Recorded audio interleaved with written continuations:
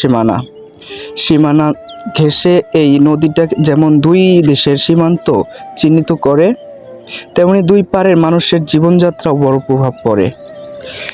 আর নদীতে পানি বাড়ার সবচেয়ে বড় আঘাতটা আমাদের স্থানীয় কৃষকদের উপর পড়ে।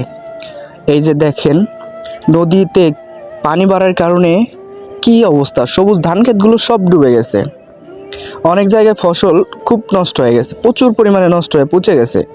যে ফসল বুনে কৃষকরা বেঁচে থাকার স্বপ্ন দেখতো, নদীর পানি বাড়লে সেই স্বপ্ন এক রাতেই নিমিষে ধুয়ে যায়।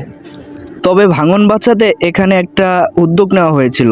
আপনারা দেখতেই পাচ্ছেন, পানি উন্নয়ন বোর্ড কর্তৃক এখানে কিছু জিও ব্যাগ আর কি দেওয়া হয়েছে বাঁধ তৈরি করার জন্য।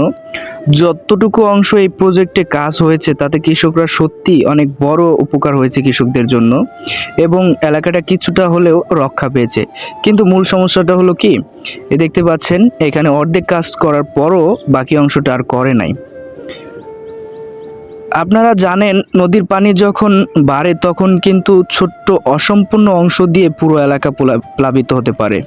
তাই সংশ্লিষ্ট কর্তৃপক্ষের কাছে আমার বিনীত অনুরোধ, এই বাকি অংশটুকু কাজ করে দ্রুত সম্পূর্ণ করা খুবই জরুরি।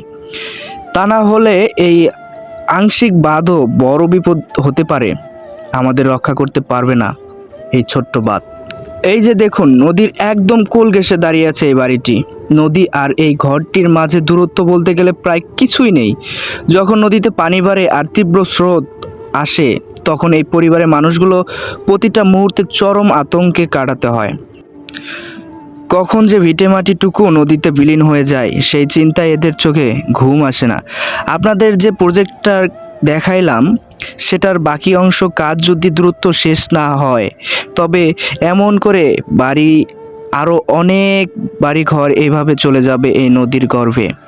শুধু একটা বাঁধ অসম্পূর্ণতার কারণে এভাবে কত পরিবারে ভিটাহীন হতে পারে তা ভাবলে অনেক কষ্ট হয়। আপনারা ভিডিওটি দেখলেই বুঝতে পারবেন। সামনে এই তিস্তা নদীর বাস্তব চিত্রটি তুলে ধরতে পেরেছি। ভিডিওটি ভালো লাগলে অবশ্যই লাইক এবং